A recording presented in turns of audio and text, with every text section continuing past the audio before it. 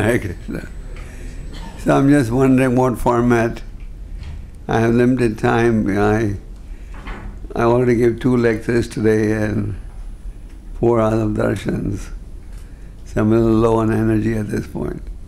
So I'll give a short lecture and take on questions. Should I speak in English or Hindi? English. Okay. So very happy to be here.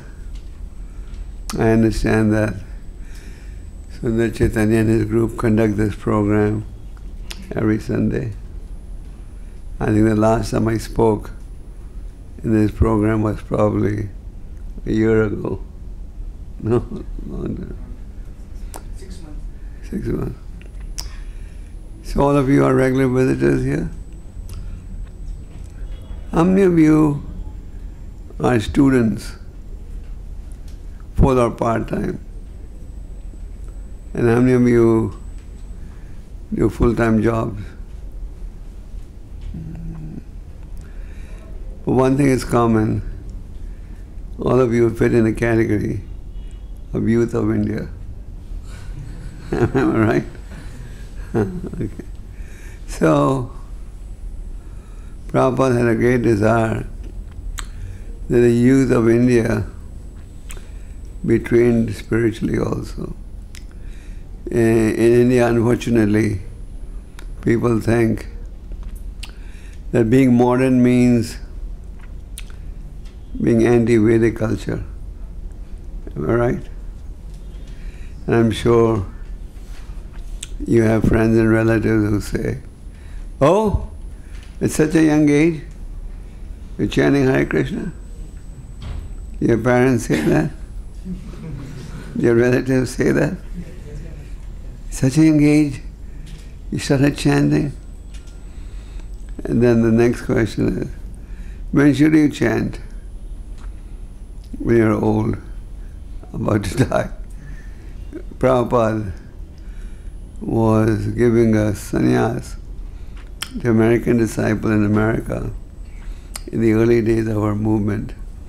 I believe it was 1970 or 71. So this American individual was only about maybe 25 or 30 years of age. So there was an Indian journalist in the audience. So the Indian gentleman told Prabhupada, in our Shastras it is said, sannyas should only be given to old people. Sannyas in our Vaishnava Sampradaya means total renunciation of material activities. So he said, our Shastras say the sannyas should only be given to old people. Why are you giving sannyas to this young man? So Prabhupada asked the Indian gentleman a question. He said, what's your definition of old? He said, sannyas should only be given to old people, not young people. So Prabhupada's next question was, what's your definition of old? He said, one who is about to die. And then Prabhupada said, can you guarantee me that you will not die before me? Prabhupada was about 75 years of age. This man was about 35 years of age. So Prabhupada asked him, can you guarantee me you will not die before me? He said, no. Then Prabhupada said, you're also old. So actually, we're all old. This morning in Kargar, I was lecturing from a verse from the 4th canto that describes the story of King Puranjan. Actually, it's an allegorical presentation. There was a king called King Prachinabarishad who was very attached to fruitive work. So Narada Muni is one of the spiritual authorities, and the nature of a devotee is he wants everyone to be happy. Just like, why do these people conduct these programs? Why do they go to colleges? Why do they have bases? Why do we have these programs? Because we know, we are convinced, if we want real happiness, this is the path. So Narada Muni, he doesn't wait for an invitation. Normally you don't go into someone's house till you're invited, isn't it? But a sage or a devotee doesn't wait for an invitation. He goes uninvited, even at the risk of being thrown out. So Narada Muni went to his palace and he started explaining. Actually, we're all King Puranjans. We're all owners of the body. And it is described in that chapter how with the passage of time, age weakens everything. We may have good eyesight, as sharp as an eagle, but over time, your eyes will become weak, isn't it? And one day almost blind. You may have good hearing capacity, but over time, it will get weak. Over time, our body gets weak. So, we see this material body that we're trying to enjoy is not going to give us the facility of enjoyment for long. Am I right? So what does the scriptures say? The scriptures don't say, don't study, don't work. No, don't do business. The scriptures say, lead a disciplined life and follow the scriptures. If we lead a disciplined life, then what happens? Just like a man who is paying all his taxes, GST, income tax, then he doesn't have any worry. And if you're not paying your taxes, you're always in anxiety when someone's going to catch you. All right. So we act according to the guidelines in the Bhagavad Gita.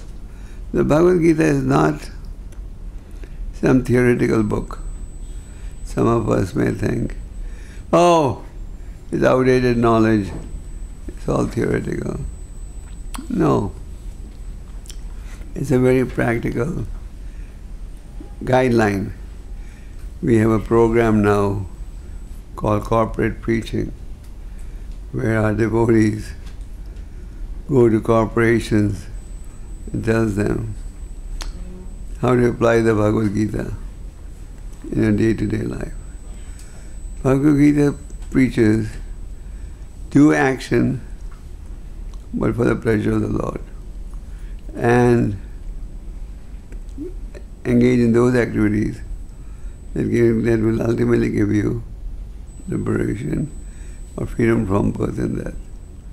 So, in this Krishna Consciousness movement, we have a lot of emanation. A lot of emanation to fight Maya. Everyone knows who Maya is? Yes? Maya is always trying to bewilder us. But we have knowledge, we have information. If we take advantage of it, it will help us overcome Maya. Krishna says, Devecha gunamai mama maya pradaya. To overcome my illusory energy is very difficult. But one who surrenders to me, he can overcome the influence. So spiritual life has been made very easy in this age. One of the characteristics of this age is, by and large, people are not too interested in self-realization. They are by and large spiritually lazy. So we have this process of mantra yoga, chanting the names of the Lord. Chaitanya Mahaprabhu had predicted that this holy name will one day be chanted in every town and village of the world. Now, this was predicted about 520 years ago.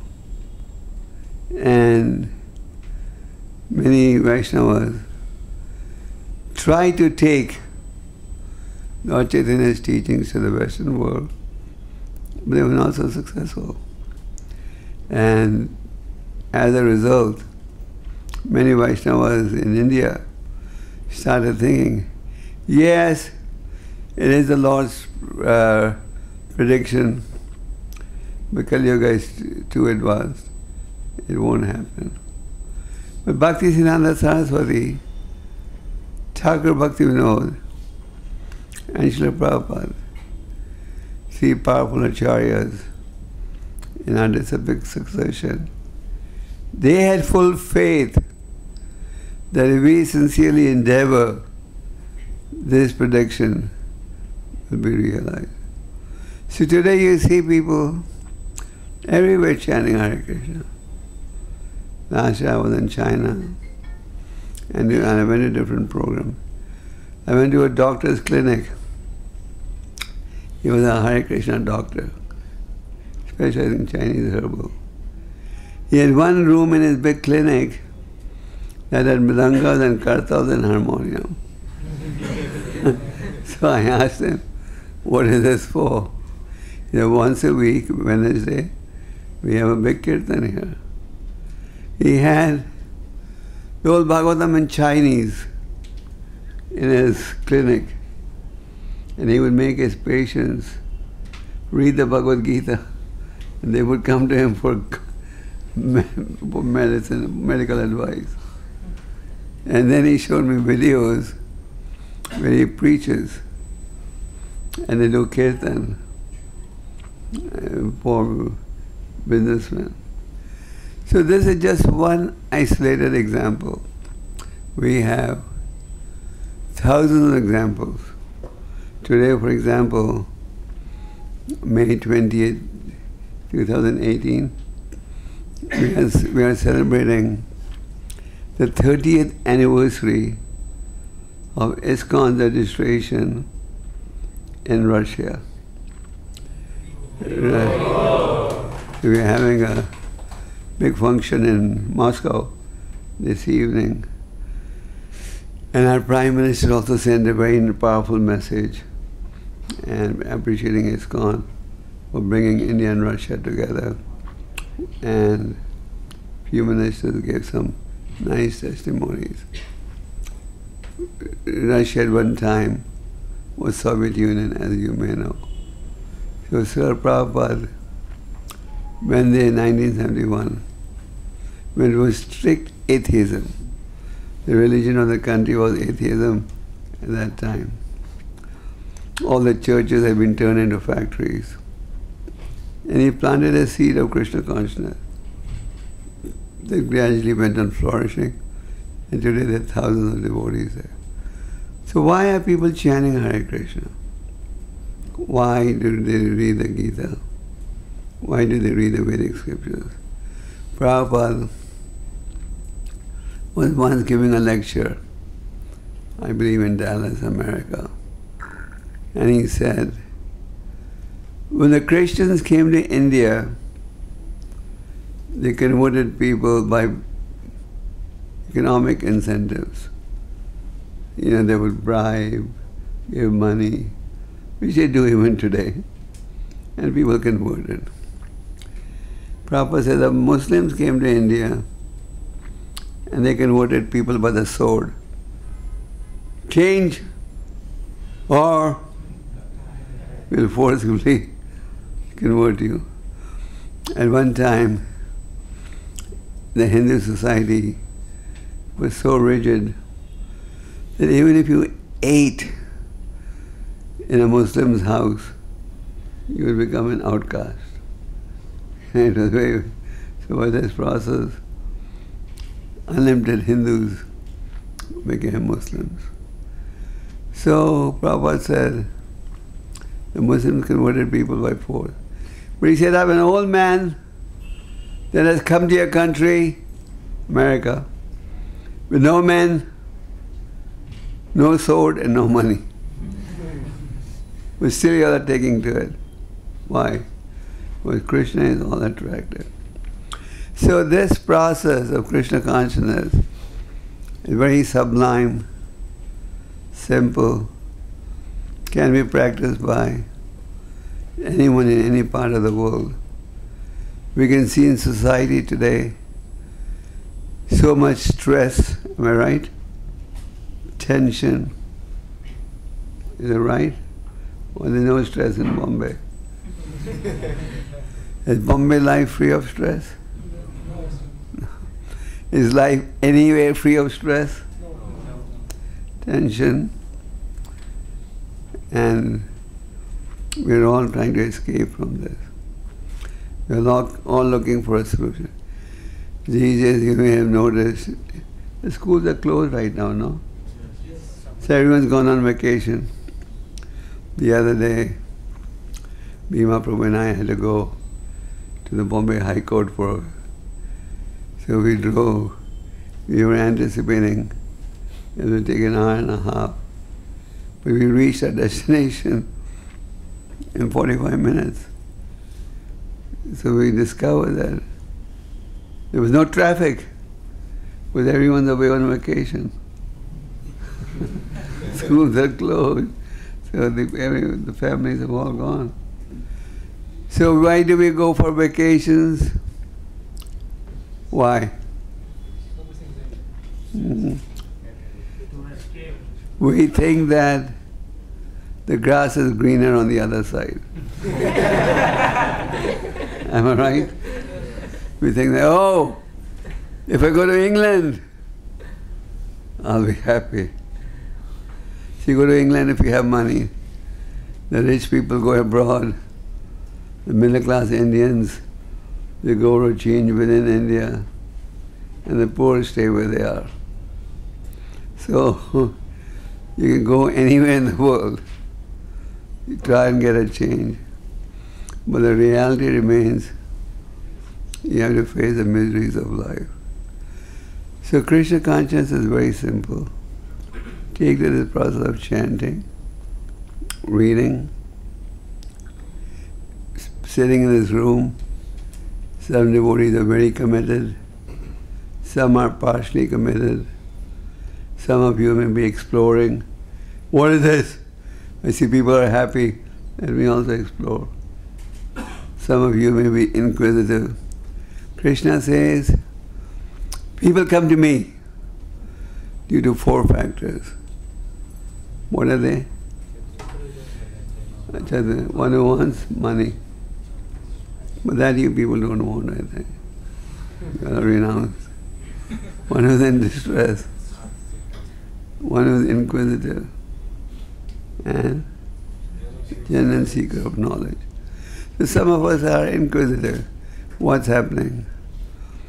Our spiritual master, when he came to India with his Western disciples in 1971, there was an American couple, husband and wife, who took Prabhupada's trip to India as a subject of their PhD thesis in photography. They came just out of curiosity. They were just following Prabhupada every way, taking pictures. But gradually, they got so attached to the philosophy, they became good devotees. So some of us may be coming, we're just inquisitive. But Krishna consciousness is so satisfying. Doesn't matter what your reason is. If you chant and read and associate, you find real happiness. So you all have taken to Krishna consciousness. Be determined to stay on this path, because it is not that if you take to Krishna consciousness, the illusory energy will not try to bewilder you. Maya will always try to cheat us, trick us, but we need to be steadfast. So one question devotees often ask, how can we escape the influence of Maya? If you chant your rounds regularly, read and associate. Some of you may be living in bases, some of you may be, many of you may be living at home. But wherever you are, if you follow these guidelines, they will help you in practicing Krishna consciousness. So I thought that with this brief talk, we can take on some questions. You all may have questions. Is that okay? Adesham, you want to add something? No. They will ask you questions. You want to add something to what I said? No, perfect. But with a brief, I also said Chaitanya will take on questions. Okay. If you have questions. So those who wants to ask the question, they can raise their hands. Mic will come.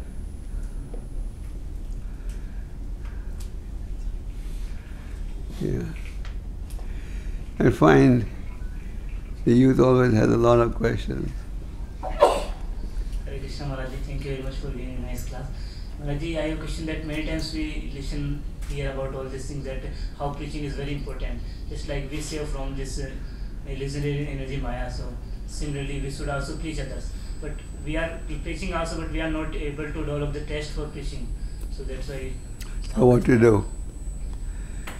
So the question is, should I wait till I have a taste, or should I start preaching now? Am I right? How can we develop taste? By preaching, you will get purified. And as you get purified, your taste will also develop. Why we don't have a taste? There's a very nice verse given by Rupa Goswami in a book called Updeshamrit, presented as Nectar of Instruction. Rupa Goswami, as you know, was a great scholar. He was at one time running the administration of the most important kingdom on the planet. 500 years ago, India was the richest country in the world, not America. People were coming to get green cards in India. Not green card from America. All the businessmen came to India to make money. And the richest part of India at that time was the kingdom of Bengal. And Rupa Goswami and his brother were virtually running that whole kingdom. So Rupa Goswami, he didn't really want to do it. And he ultimately went to Vrindavan on Lord Chaitanya's order and wrote books based on the teachings that the Lord had given. So in one book called Updeshamrit, he says, the holy name of the Lord is sweet like sugar candy. The passions of the Lord are also sweet. The qualities of the Lord are also relishable, sweet. But because my tongue is afflicted with avidya, I can't taste the sweetness. So now someone will say, bad luck, my tongue is afflicted, I can't appreciate the sweetness of the holy name. Is there any hope? Then Rupa Goswami says, yes, there is hope. If you chant regularly and attentively, then this taste will develop. So initially we have no taste for the holy name, no taste to get up in the morning, no taste for anything, no taste for preaching. But by engaging in chanting, preaching, etc., what will happen? That taste will develop. So preaching is a part of the curriculum that will help you develop a taste. You follow? That's like we chant. We don't have a taste till we chant, isn't it? Because by chanting, you'll develop the taste. Is that okay? Thank you. Yes.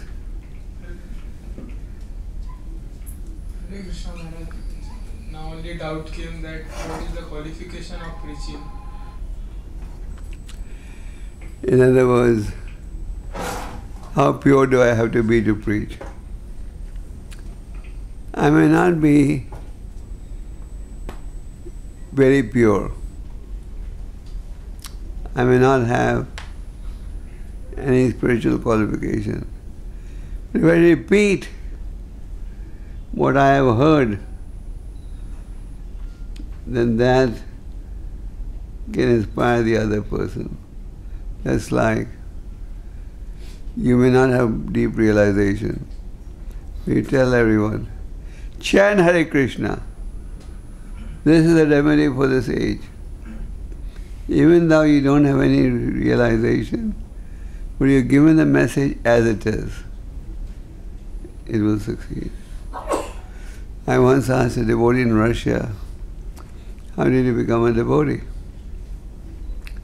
He said, my neighbor in the college, he was living in a hostel, and his next door neighbor had just been to our temple in that city, Yaroslav, only once, and he got a book. He read the book the one night, gave it to his next door friend. He read it. He decided, I'm going to join. And he got influenced by the book that was given by his neighbor, who was a devotee for only one day. So he was a devotee for one day. He preached to someone the book, and the other person got inspired also. But if that devotee would have thought, oh, let me become self-realized first, let me get the full thing, then it could have taken a long way. So the point is, I may not have a taste, but if I'm repeating everything like a parrot, then you don't have to worry. But in continuation, what you said, your question, our ultimate goal is that we should also become exemplary. We should not keep thinking, oh, I'm not going to get a taste, I'm not going to be follow good sadhana, but I'll repeat exactly what I hear. That's good. But a higher realization is when you also practice what you preach. If you practice what you preach, then the preaching has more potency. Then people say, oh, he's a genuine sadhu. Otherwise they'll say, in Hindi they say, muh mein Ram Ram bagal mein churi. So we want to become muh mein Ram Ram bagal mein churi sadhus. Like you see in India now, so many sadhus are in prison. And so why? They became sadhus to attract people, collect money. But then the government realized these people are also involved in fraud. So purity is also important. That's why you often hear in ISKCON, purity is the... So that's also important. That's our ultimate goal. But we don't say, only when I become completely pure am I going to preach. You can start preaching from now, but our ultimate goal is to also get purified. And if you follow the path, then it will happen. Yeah. Thank you. Yes. I will. Maharaj, when we are trying to render the service of this preaching, So many people listen to us and they give good response. But many times some people do not respond or they try to avoid us. Then we get disheartened and we lose our hopes. What to do? Enthusiasm. Good question. In the Chaitanya Bhagavat, you read the story. One day Lord Chaitanya called Nityananda and Haridas Thakur and said, Nityananda, Haridas, I want you to go house to house and preach. Bolo Krishna, Bhajo Krishna, Koro Krishna Siksha. Tell people, chant the names of Krishna, worship Krishna, and follow his instructions. So, based on the advice of the Lord, Nityananda and Haridas started going house to house. Some houses they went, they were very warmly received. People washed their feet, said, "Oh, what's your message?" They gave the message. They said, "Yes, we will definitely follow your advice. Thank you for coming." Some houses they went, the people wouldn't even open their homes. They saw, oh, these two sadhus, madman's associates. Some considered Lord Chaitanya crazy. They didn't even open the door. They said, because when Lord Chaitanya was doing his ecstatic kirtan and Srivasangam, not everyone was allowed. Only his intimate devotees, because he was revealing and dancing in ecstasy and revealing his transcendental active leela. So many people were not allowed. So they said, "You didn't let us come in to watch the kirtan, or we won't let you come in." Tit for tat. And then some people said, "Oh, looks like these people are agents of a thief. They come to spy on our house. What do we have? Then they'll come to plunder." So, some people were warm to them, some were insulting, calling them a thief, and some were openly aggressive.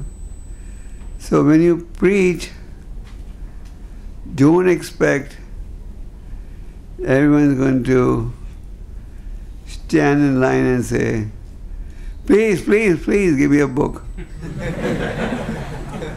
If you pass by a liquor store in the night, sometimes when I'm driving, I just see what's happening from the car in the shops.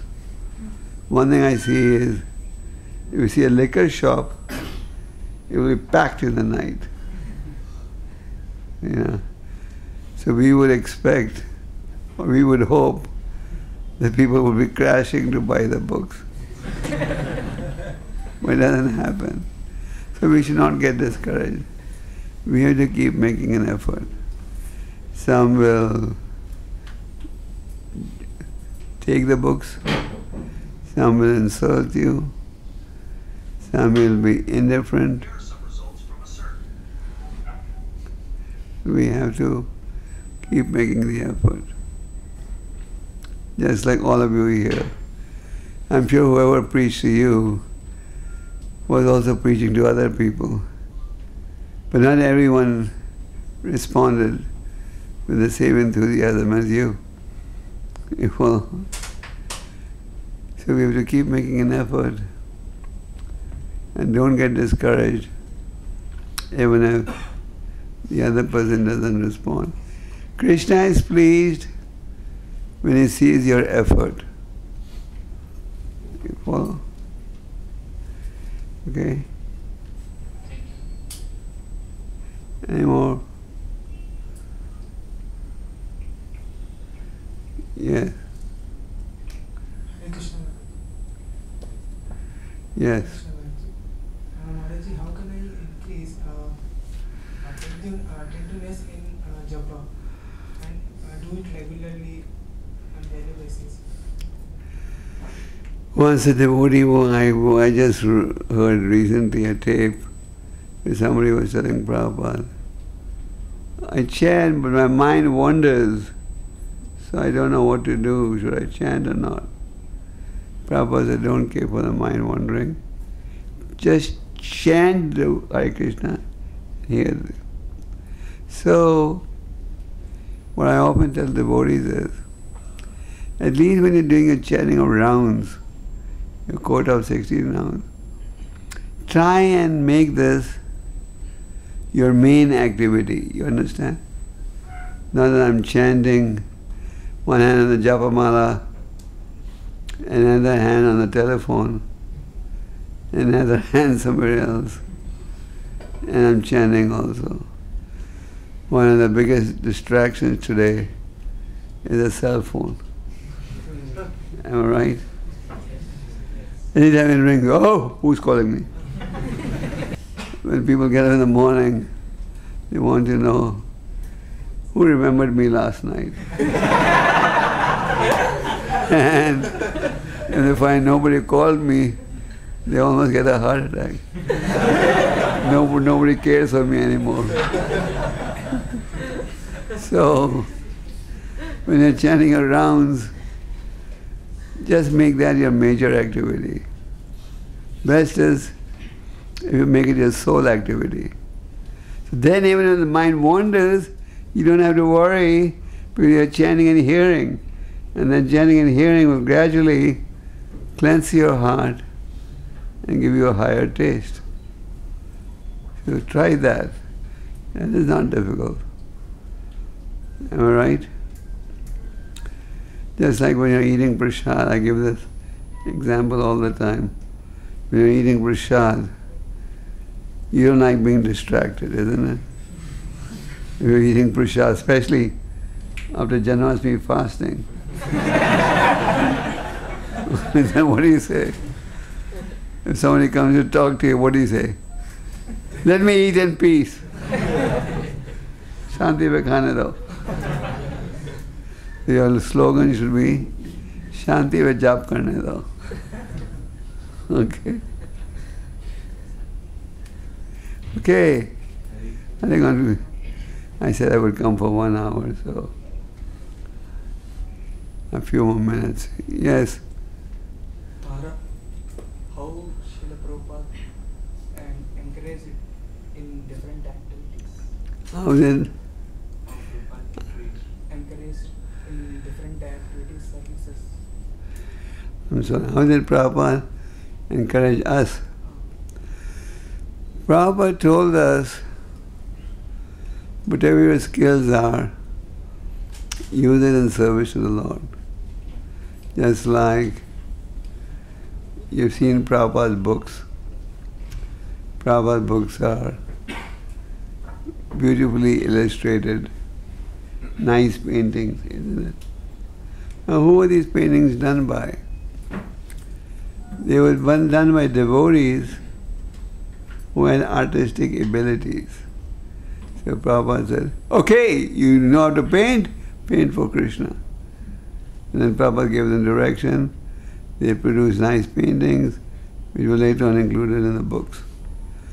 So, whatever your skills are, what's your educational background? Okay. So anyway, whatever your skills are, use it in service of the Lord. Let's say you're doing a job. Use the results of your job in service of the Lord. So, we all have some abilities. Krishna has given everyone some skill, some ability. We should just learn to use it for the Lord.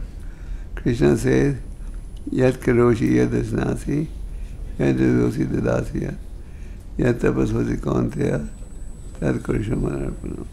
Very simple. Whatever you do, whatever you offer, whatever charity you do it as an offering to me. Krishna says, I am the ability in man. So some of you may have very special skills, and we may be proud, oh, I have all these skills.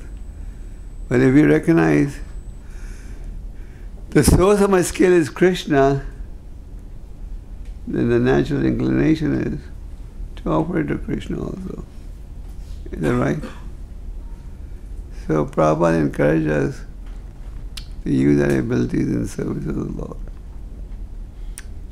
We don't say, don't study, don't work, don't do business, don't be a professional. Whatever your skills are and abilities, use them in service to the Lord. And that is perfection. Yeah. Any other question?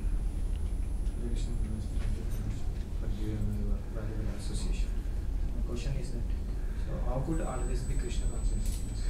How could?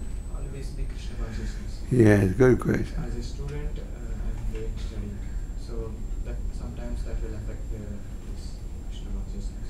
Means that's why Where do you study? I'm NIT Jaipur. NIT Jaipur. Mm-hmm. So your question is? Always, how could always be? One thing we should understand, Krishna consciousness is a full-time activity, not part-time. We should not think, in the break I'll go to Bombay or Vrindavan, I'll be Krishna conscious. And the other times, I don't have to practice. Best is, you can practice Krishna consciousness all the time. And everything else we do all the time. We eat prasad every day. You take a bath every day. You take rest every day. So we can also practice Krishna consciousness every day. Now, what does practicing Krishna consciousness mean? Chant your rounds, read, eat Krishna prasad. That's all. We don't give you an extreme program by which you don't eat. Like Dhruva Maharaj, he went to look for God. He was eating once every 3 days, then once every 6 days. We don't tell you that. We tell our devotees, instead of eating once in 3 days, eat 3 times a day. Or eat Krishna prasad. So we should see, one thing that's necessary to succeed on the spiritual path is determination. In every sphere of life, you need determination. Last night,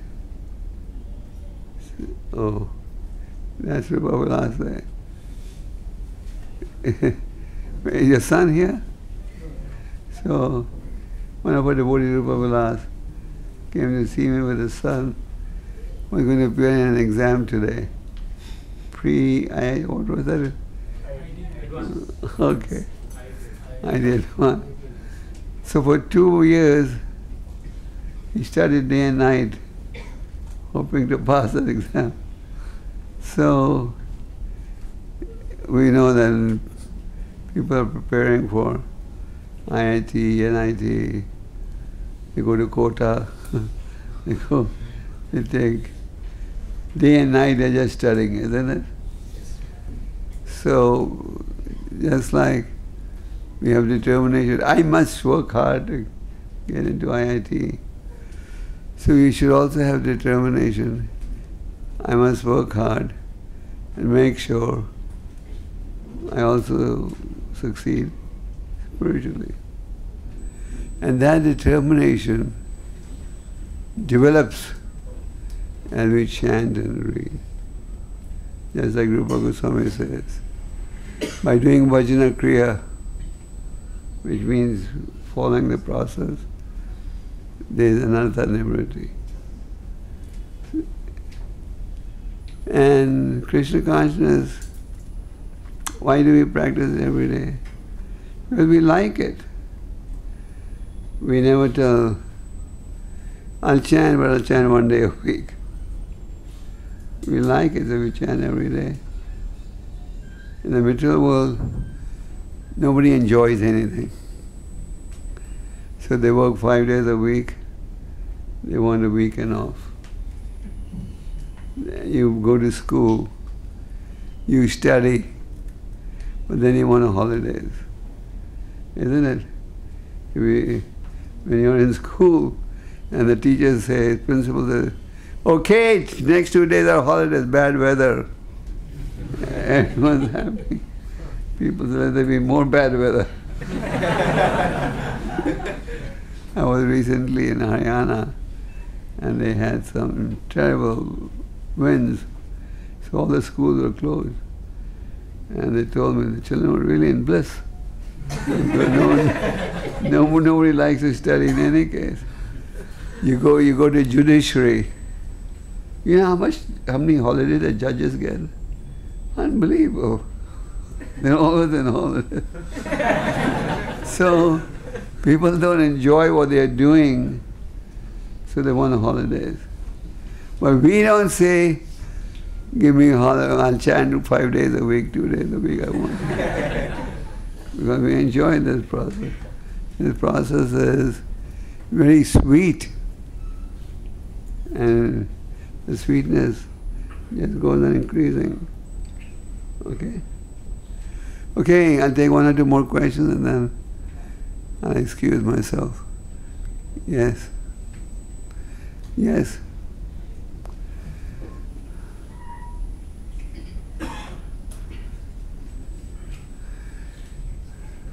Hare Krishna Maharaj. During exams, students skip chanting, so is it okay?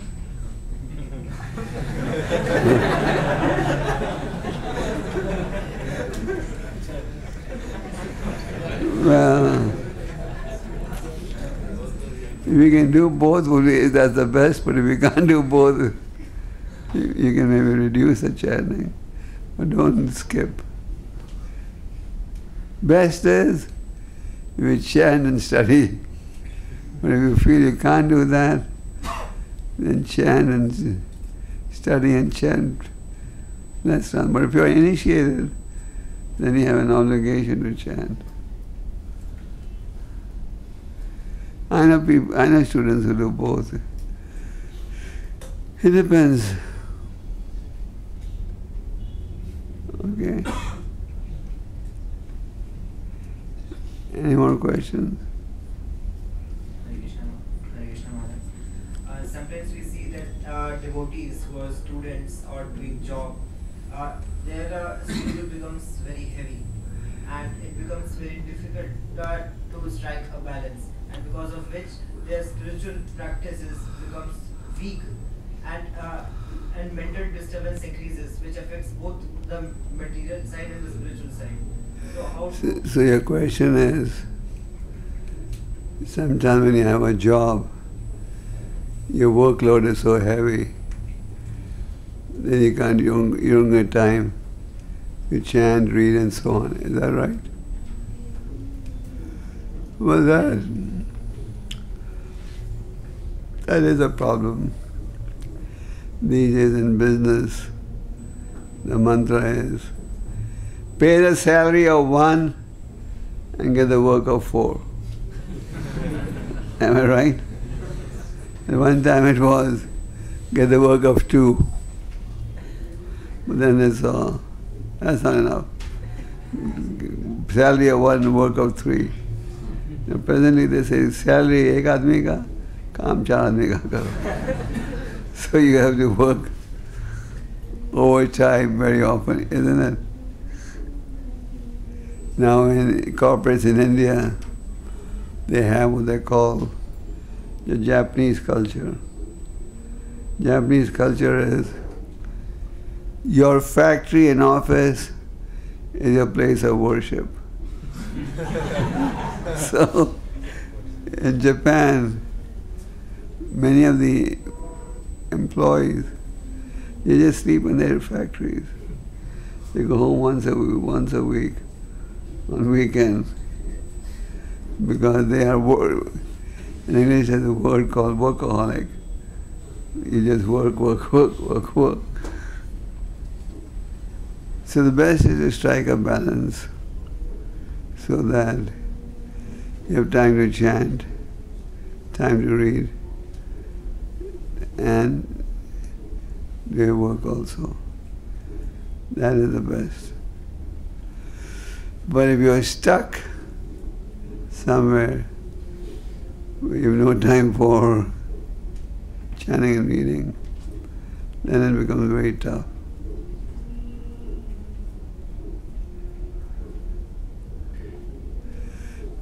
Sometimes you meet cases now with these smartphones. These smartphones are a blessing in disguise. If you're a devotee, it's a blessing. Because a devotee generally put Prabhupada's lectures, books, DD pictures, all on the phone, isn't it?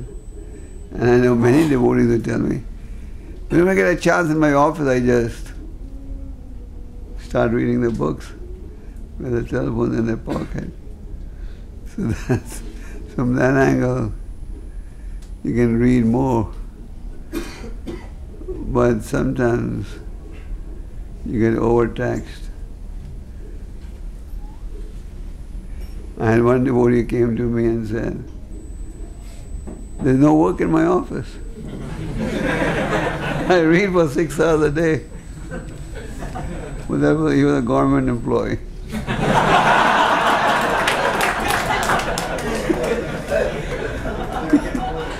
You won't get that in a private enterprise. That's why many of our devotees, they look forward to government jobs.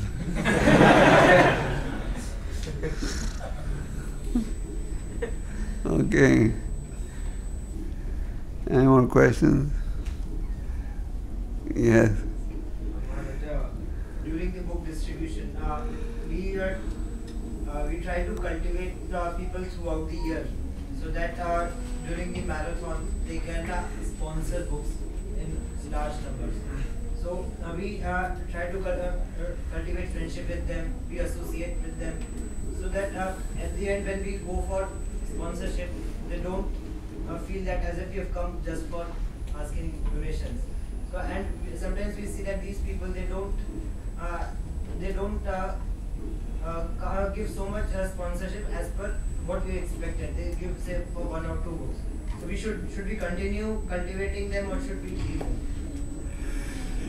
Well, you have to use your intelligence and see how to use your time best.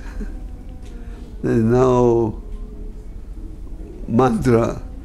If you spend so many hours per week for cultivating, you have to use your intelligence on the spot. This person, how sincere he is. May this kirtan come next door. Okay, I'll take on 1 or 2 questions. Hare Krishna Maharaj. Yes. In my job place, many people thinks that this all is spirituality. These all are restriction to path of development, and they often say that for some people work is worship, and for you worship is work. So they say that because you are spiritually inclined, you're not developing, you're not contributing much to the company. Huh. Well, people will say so many things. But if you work, if you're spiritually inclined, at least you have good character. At least you're trying to cleanse your heart. Our Prime Minister has a slogan, Swachh Bharat. So we tell people, the most important slogan is, Swachh Hirday. Clean your heart. If you clean your heart, everything will follow, am I right? And if you just clean the roads, but your heart is dirty, then you'll only think how can I cheat? How can I cheat? How can I make more money? One businessman told me, these days you only make money by cheating. If you're too honest, you can't make money. So tell them the most important thing in society is having clean hearts. Okay. You have a question? Yeah. Yeah. We're going to take 2 more questions and then I'll go.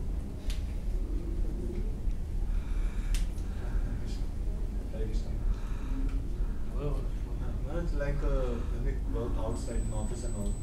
So I mean, we tend to see the people outside like colleagues and all that they are not, they are fallen and I mean elevated one. Like we see them with a low vision. So how do you know? Lord Chaitanya encouraged us to cultivate humility. Humility means being respectful to everyone. Of course, in the spiritual sense, it also means I'm ready to be guided by anyone. If somebody is not so fortunate, he hasn't taken the spiritual life, and we are fortunate we have, we should meditate. How can we make this person fortunate also? Well, of course you are more fortunate because you at least are on the right path.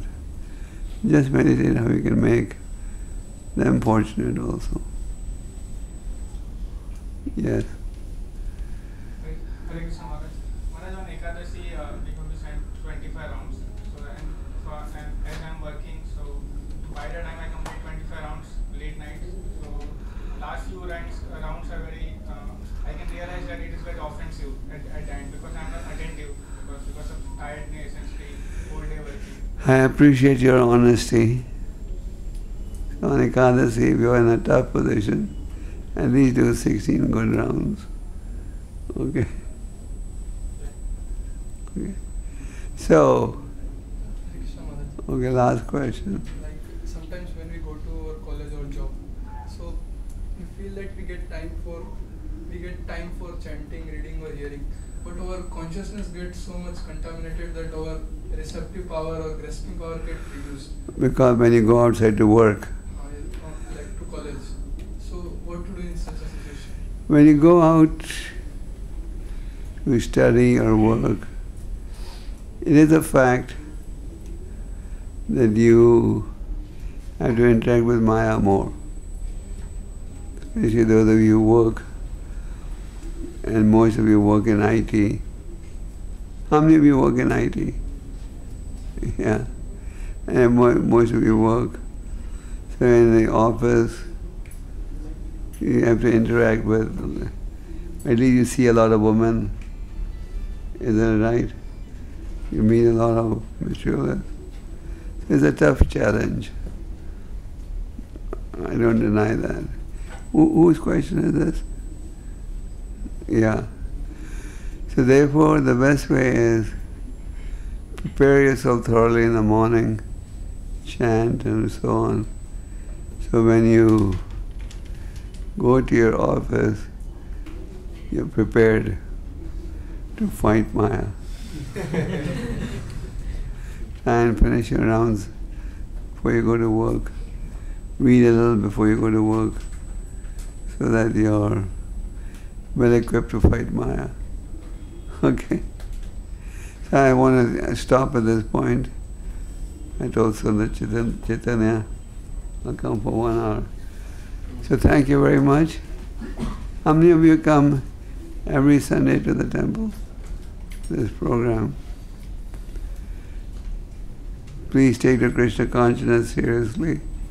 This is the essence of the Vedic culture. And you can see it's very practical. Just imagine, if you weren't Krishna conscious, where would you be? Where would you be if you were not Krishna conscious? With bad habits, isn't it? The environment in schools and colleges is so bad now. Am I right? Yes. I was walking in Dwarka, we have a temple there in Delhi, and it says, this is a no drug zone. There were 2 schools on that road, so they had a big sign. The no drug zone. That means no drugs are consumed here. Otherwise it's so common in schools, colleges. So Prabhupada has saved us from a disastrous condition, and you are very fortunate. So take that seriously and be determined. And if you want to study, do your PhD, you can go to any extent. Practice Krishna Consciousness and continue with your other efforts. Okay. Hare Krishna. I think Radha Shyam's here, he'll take over.